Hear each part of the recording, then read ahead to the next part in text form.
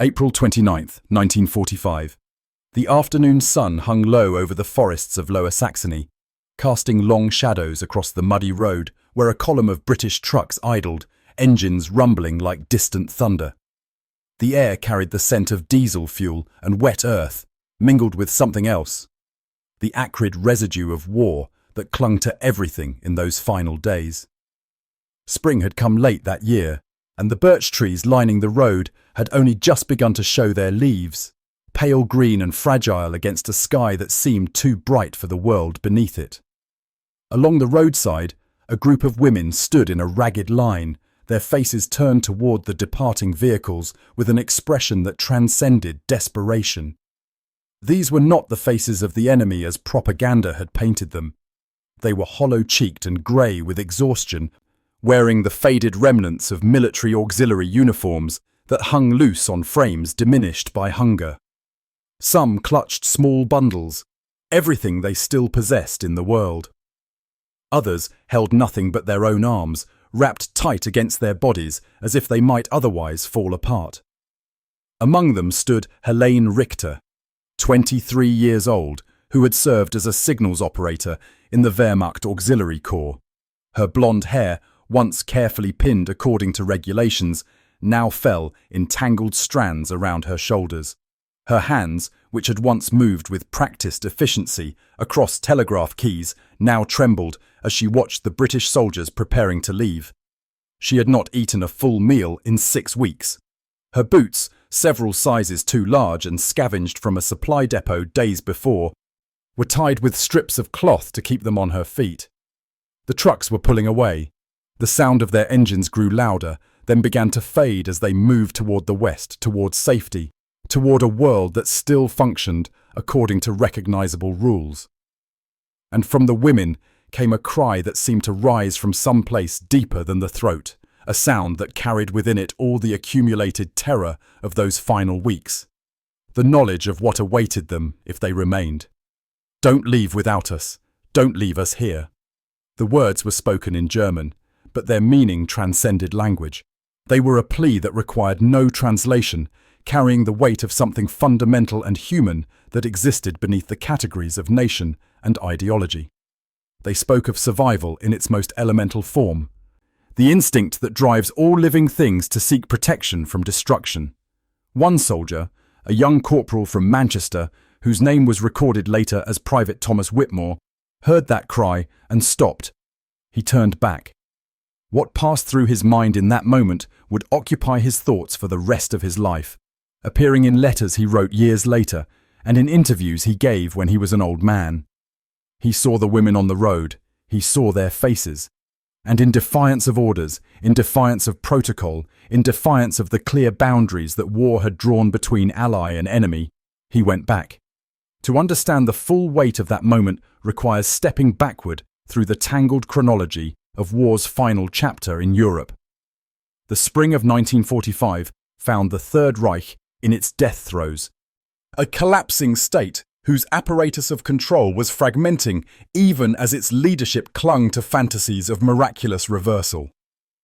The Allied armies were advancing from both west and east, converging on a Germany that had been transformed into a landscape of ruins. The cities that had once housed the proud symbols of Nazi power were now skeletal wastelands, their populations reduced to survival at its most desperate level. But the true horror of those final months lay not in the physical destruction alone. It lay in the knowledge, spreading like poison through the retreating German forces, of what was coming from the east. The Soviet advance carried with it a terrible reckoning, and the German population had been made acutely aware of what that reckoning would entail. The women who served in the Wehrmacht auxiliary forces, the Nachrichtenhelferinnen, the signals helpers, and the countless others who had been mobilized to fill the gaps left by men sent to the front, found themselves in an especially precarious position as the Reich collapsed. They were soldiers, in the eyes of international law, though they carried no weapons. They wore uniforms, they had served the military apparatus of the Nazi state, and in the chaos of defeat, these distinctions offered no protection at all. Throughout early 1945, reports had filtered through the German lines of what befell women captured by Soviet forces. These were not merely rumors, though propaganda certainly amplified and distorted them. The historical record, documented in military reports, refugee testimonies, and later investigations, confirmed systematic patterns of sexual violence on a scale that defied comprehension. In East Prussia, in Pomerania, in Silesia, the advancing Soviet armies had left behind a trail of brutalized women whose numbers would eventually be estimated in the hundreds of thousands. The Red Army soldier came with legitimate grievances. The Wehrmacht had waged a war of annihilation in the Soviet Union, leaving behind millions of dead civilians and a landscape of total devastation. The brutality that German forces had inflicted in the East surpassed almost anything seen in modern warfare, and it had been inflicted with systematic thoroughness. When Soviet forces crossed into German territory in January 1945, they carried with them memories of burned villages and murdered families, of a war that had killed more than 27 million of their countrymen. But the women on the road in Lower Saxony in April 1945 were not architects of that war. Helene Richter had been 16 years old when Germany invaded Poland, a schoolgirl whose world consisted of family and studies and the ordinary concerns of adolescence. She had been conscripted into service in 1943, assigned to a signals unit not out of ideological fervour, but because the collapsing Reich needed every available body to fill its depleting ranks. She had operated telegraph equipment, transmitted coded messages, performed the mundane clerical tasks that kept military communications functioning. She had never fired a weapon. She had never seen combat. She had simply tried to survive. Yet survival, in those final days, required choices that existed outside the comfortable categories of victor and vanquished. The Wehrmacht was disintegrating. Units were surrendering en masse or simply dissolving as soldiers discarded their uniforms and attempted to blend into the civilian population. Communications had broken down. Supply lines had ceased to exist. The women of the auxiliary forces found themselves trapped between the collapsing German lines and the advancing Soviet forces, with no clear path to safety and no authority remaining to provide for their protection. Some attempted to flee westward on foot, joining the enormous refugee columns that clogged the roads. Others sought shelter in abandoned buildings, hoping to hide until the chaos passed. Many simply waited, paralyzed by fear and exhaustion, for whatever fate would come to them. They understood, with terrible clarity, that their uniforms marked them as military personnel, and they understood what that meant.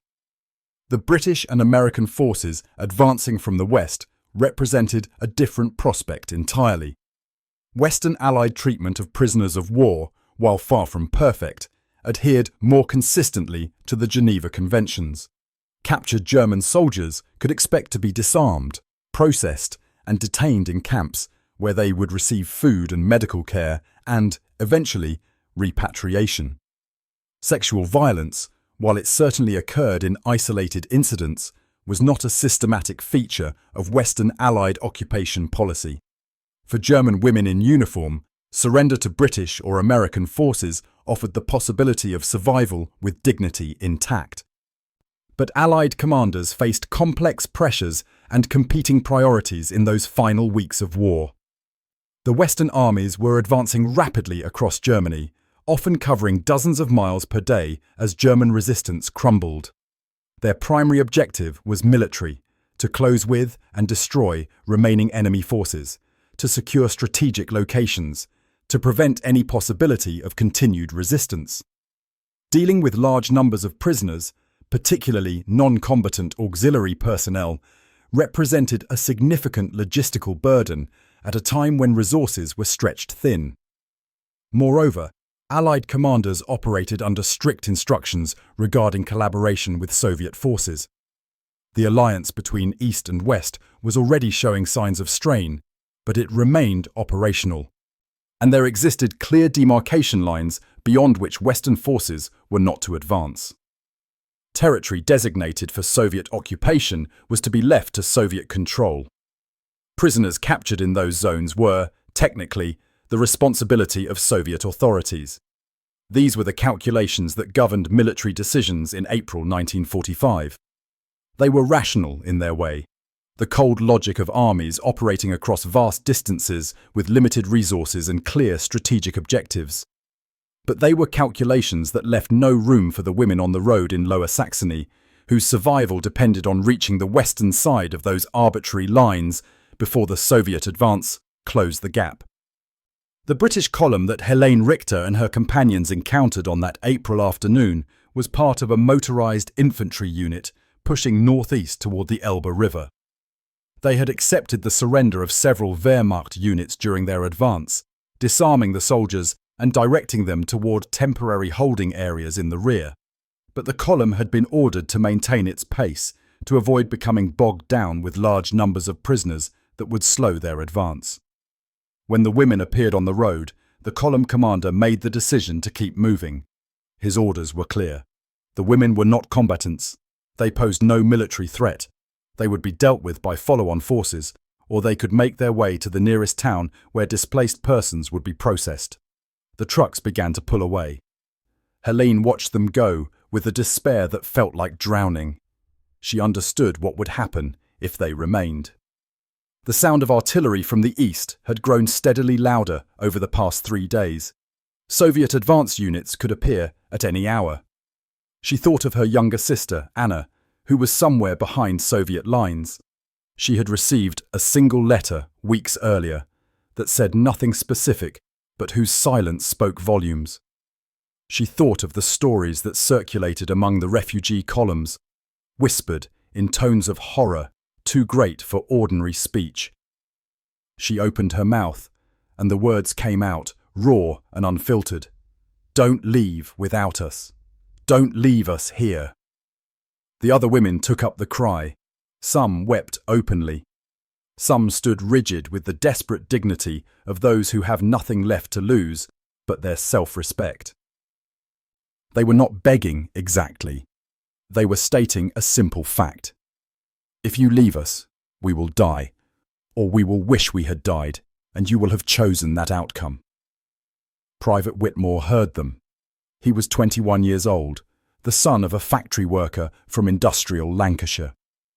He had landed in Normandy in June 1944 and fought his way across France and into Germany. He had seen terrible things, the aftermath of combat, the ruins of cities, the hollow-eyed children in the villages they liberated. But he had also been raised with certain principles, instilled by a mother who taught Sunday school and a father who belonged to the labour movement and believed in human solidarity across the artificial boundaries of nation and class. What he saw on the road in that moment was not the enemy as defined by military doctrine. He saw people in desperate need of help, and he possessed the capacity to provide that help. The decision he made was not complex or philosophical. It was immediate and visceral, rooted in something more fundamental than ideology. He climbed down from his truck and walked back to where the column commander was coordinating the movement. What passed between them was not recorded in official reports, but the outcome was documented in the unit's daily log. The column halted. The women were allowed to climb aboard the trucks. They were transported westward, away from the advancing Soviet forces, toward the British-held zones where they would be processed as prisoners and detained in camps where they would survive. The decision violated protocol. It caused delays. It complicated the unit's logistics. But it happened, and 27 women lived because of it. The transformation that occurred in Helene Richter's understanding of the world began in that moment on the road, but deepened over the months that followed. She was transported to a displaced persons camp near Hanover, a sprawling collection of tents and temporary structures that housed thousands of refugees, former prisoners, and surrendered military personnel awaiting processing. Conditions were harsh, food was scarce, medical care limited, and the psychological weight of defeat hung over the entire population like a physical presence. But she was alive. She had not been brutalized. She had been treated, within the constraints of a chaotic situation, with basic human decency. In the camp, she encountered women who had not been so fortunate. Refugees from the Eastern Territories who had survived Soviet occupation and carried with them trauma too deep for words. Young women who had aged decades in a matter of months, whose eyes held a blankness that spoke of things the mind refused to remember. These women were the living evidence of what she had escaped, and their presence forced her to confront uncomfortable questions about her own survival. She had believed, insofar as she had believed anything during the war years, in the righteousness of Germany's cause. This belief was not ideological in any sophisticated sense. She had not studied Nazi doctrine or concerned herself with the philosophical underpinnings of the regime. But she had absorbed, as most Germans had, the basic narrative of national grievance and destiny that saturated every aspect of public life under Hitler.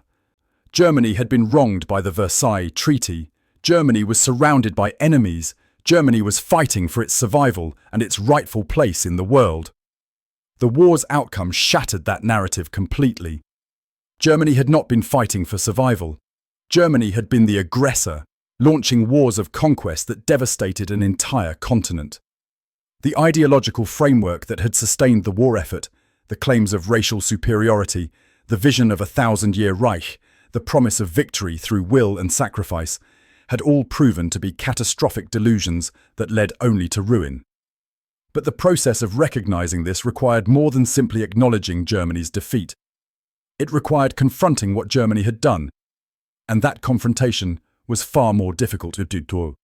The first reports of the concentration camps reached the displaced persons camp in May 1945. British forces had liberated Bergen-Belsen in mid-April, and the photographs and newsreel footage began to circulate shortly after. Helene saw the images, the skeletal figures in striped uniforms, the piles of corpses, the physical infrastructure of industrial murder. She heard the testimony of survivors who described the systematic machinery of death that had operated for years in the heart of Europe. Her initial reaction was disbelief. This could not be real. This could not have happened. Germany was capable of war, certainly. War was terrible and brutal, everyone knew that. But this was something different entirely. This was evil on a scale that defied comprehension. This was not war. This was extermination. But the evidence was overwhelming. The camps were real. The testimony was corroborated by thousands of witnesses. The documentary records existed, preserved in meticulous Nazi bureaucratic detail. Millions of people had been murdered. Jews, Poles, Soviet prisoners of war, Roma, disabled individuals, political prisoners, homosexuals. Millions of human beings systematically identified, rounded up, transported, and killed. Helene had known, in some vague way, that Jews were being persecuted. She remembered the destruction of Jewish shops during Kristallnacht when she was 12. She remembered Jewish families disappearing from her neighborhood during the early war years. But she had told herself these were relocations, resettlements, part of the general chaos of war. She had not allowed herself to think too carefully about the details, because thinking carefully about such things in Nazi Germany was dangerous. Now, there was no avoiding the truth. The regime she had served, even in her small and insignificant capacity, had committed crimes beyond anything in human history. The war had not been a tragic necessity. It had been a war of annihilation planned and executed with systematic thoroughness, and she had been part of the system that made it possible. This recognition broke something in her.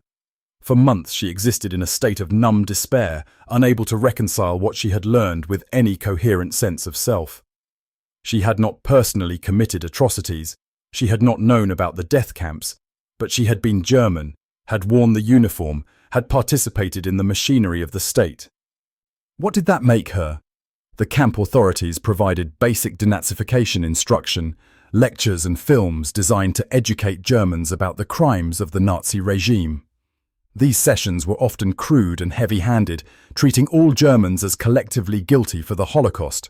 Many prisoners resented them, but Helene attended every one, seeking in them some framework for understanding what had happened and her own place within it. Gradually, painfully, she began to construct a different understanding. She could not change what she had been or what Germany had done. She could not undo her participation, however minimal, in the Nazi state, but she could acknowledge the truth of it, fully and without evasion, and she could dedicate what remained of her life to ensuring that such horrors never happened again. This was the transformation that Private Whitmore's decision had made possible. By saving her life, he had given her the time and space to confront the full weight of Germany's guilt and her own complicity. If she had been captured by Soviet forces, if she had suffered the fate of so many women from the Eastern Territories, she would have remained frozen in the identity of victim, unable to process her own place in a much larger story of victimization. Instead, she survived. And survival carried with it the obligation to remember, to understand, and to bear witness. Private Whitmore returned to Manchester in late 1945. He never spoke much about the war, as was common among his generation. But in 1983, during an oral history project documenting veterans' experiences, he mentioned the incident on the road in Lower Saxony. The interviewer asked him why he had turned back when his orders were to keep moving. He thought for a long moment before answering. "They needed help," he finally said. "That was all. They needed help, and I could help them. So I did." It seemed like the right thing at the time.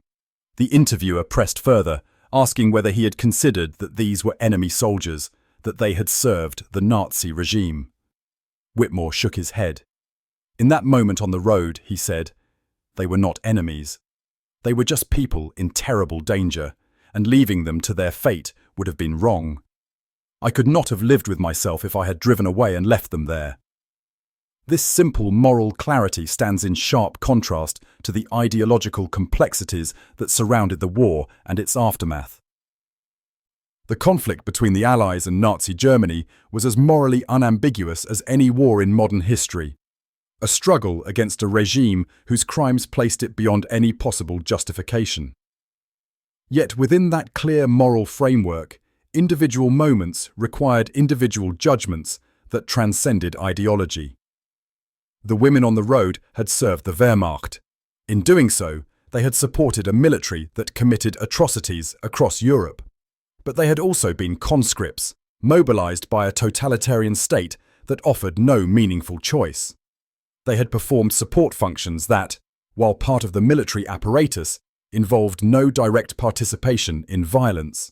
And in the final accounting, they were human beings whose survival depended on the mercy of those who had defeated them. Whitmore's decision honored that humanity without excusing the regime they had served. He did not rescue them because he sympathized with Nazi Germany or questioned the justice of the Allied cause. He rescued them because they were in danger, and he possessed the power to help them, and that obligation transcended the categories of victor and vanquished. This distinction matters enormously in understanding how wars end and how former enemies can eventually reconcile. The unconditional military defeat of Nazi Germany was necessary and just.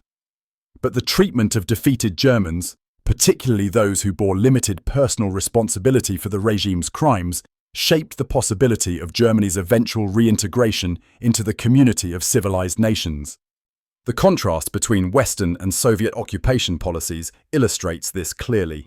In the zones controlled by Britain, France, and the United States, denazification proceeded through legal processes that sought to distinguish between Nazi leadership and ordinary Germans who had been caught up in the regime's machinery. The process was imperfect and often inadequate. Many genuine Nazis escaped justice, while others were punished disproportionately.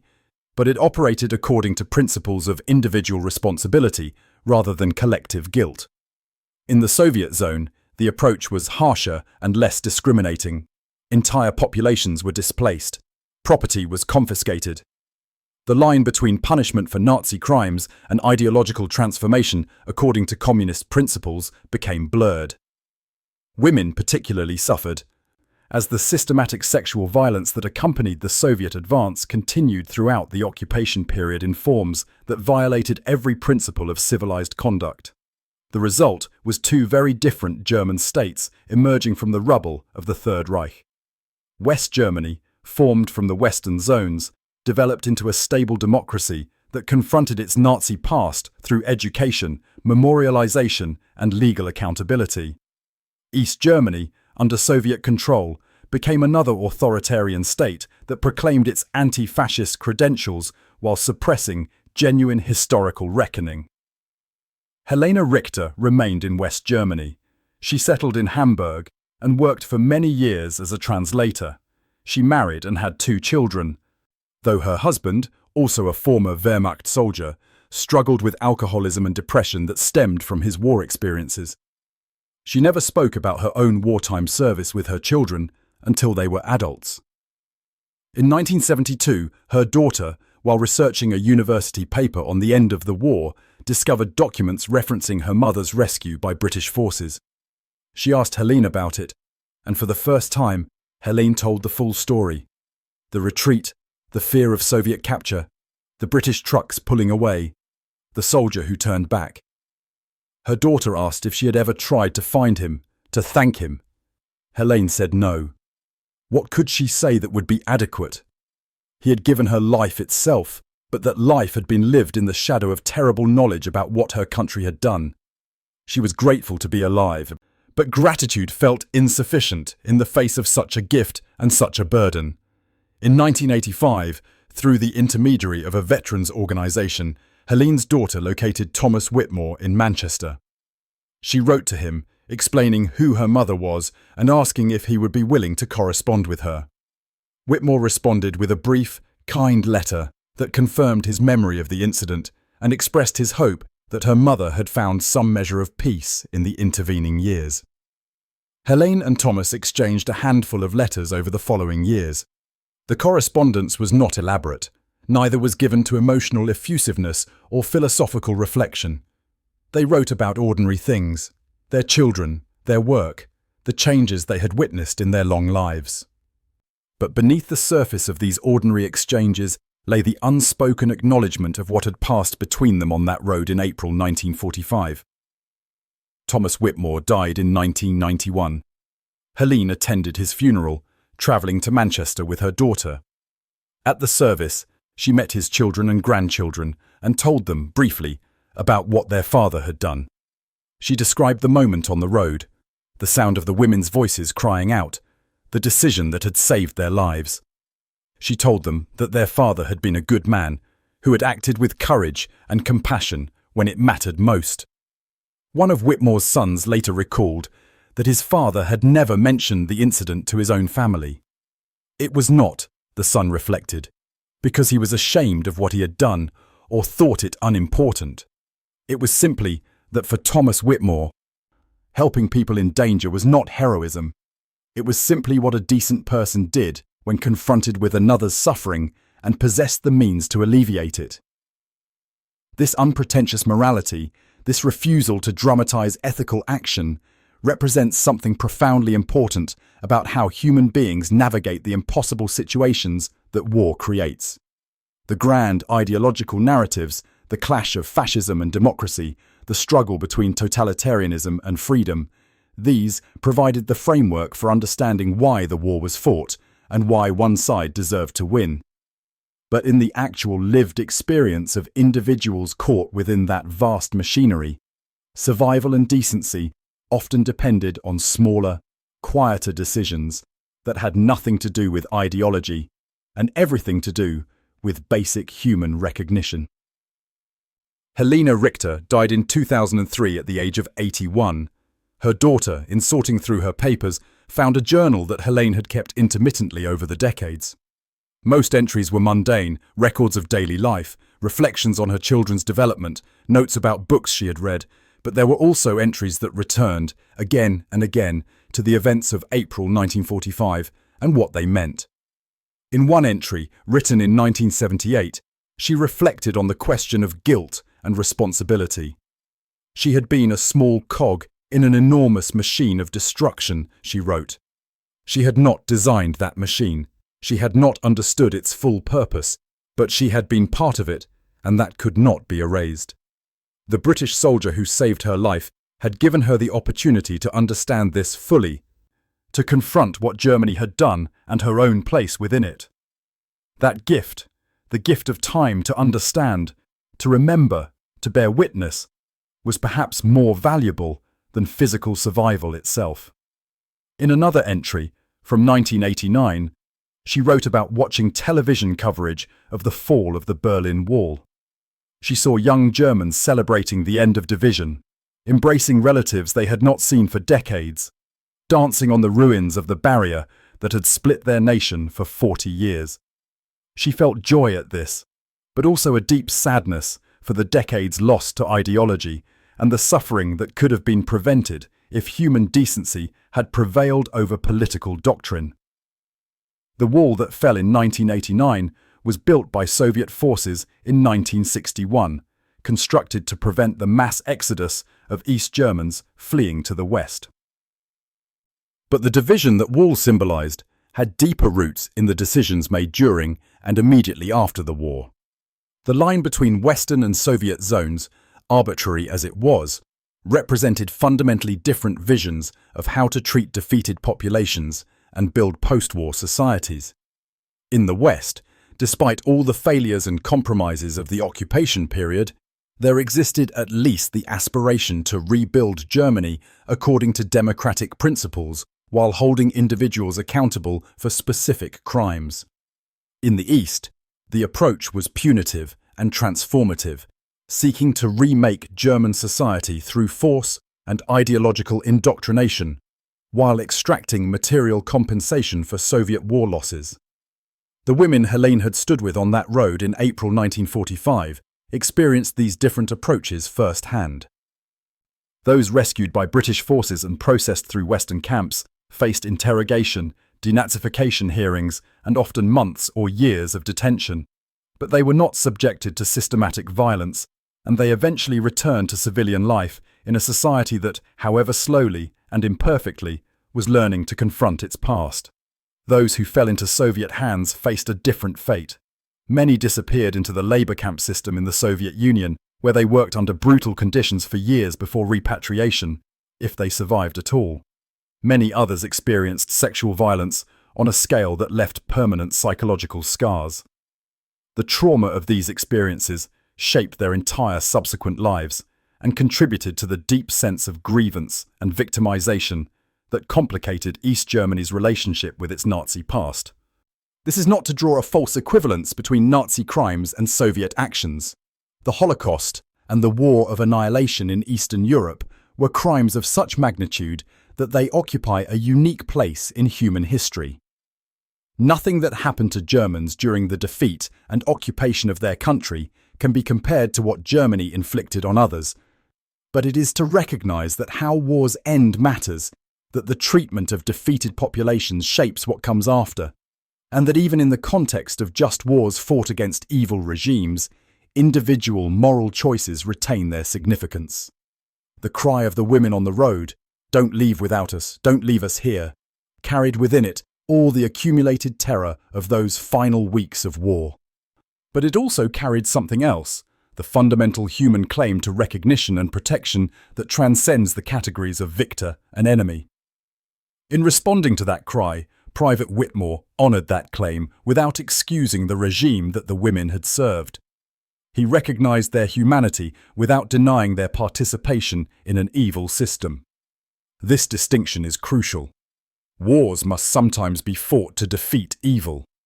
Military victory over regimes like Nazi Germany was not only justified, but morally necessary. But the individual human beings who composed those regimes, who fought in their armies and served in their bureaucracies, remained human beings whose treatment after defeat would shape the possibility of peace and reconciliation. The transformation that occurred in Helene Richter's understanding from unthinking acceptance of Nazi propaganda to full confrontation with Germany's crimes was made possible by the fact that she survived to undertake that transformation. If she had not survived, if she had been subjected to the brutalization that befell so many women in the Eastern Territories, she would have remained trapped in an identity of victimhood that precluded any reckoning with her own complicity. Instead, she lived for nearly 6 decades after the war, during which time she witnessed Germany's rebuilding, its gradual confrontation with the Holocaust, its transformation into a stable democracy committed to human rights and international cooperation. She saw her country split and eventually reunited. She saw former enemies become allies.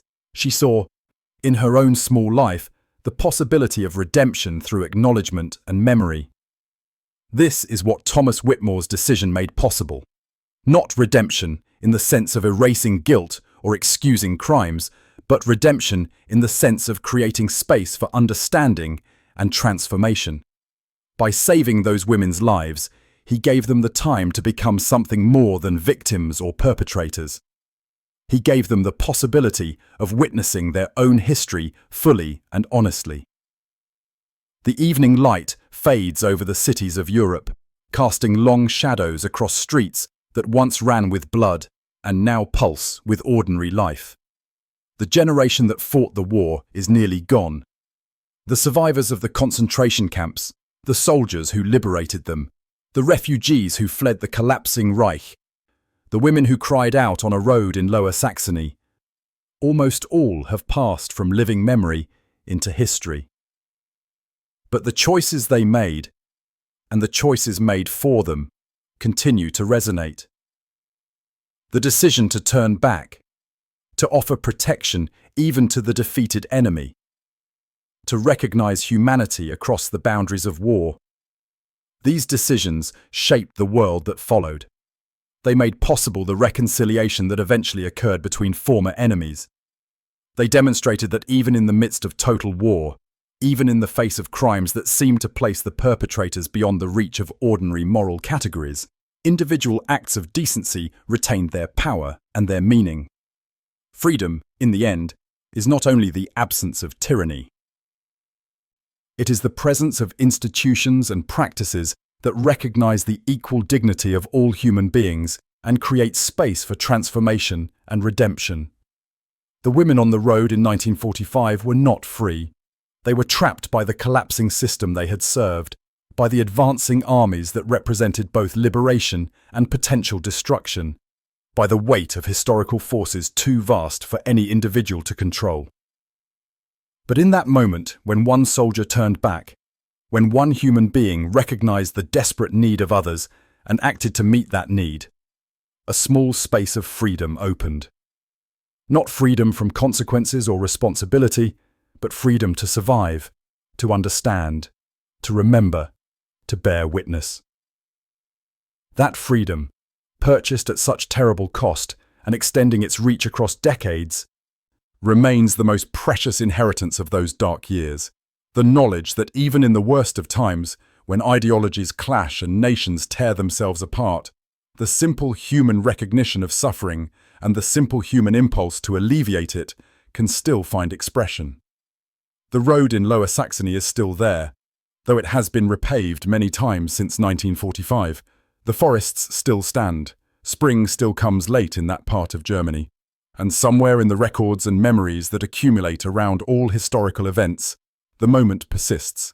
The sound of women's voices rising in desperate appeal, the sound of a truck engine stopping, the sound of footsteps turning back.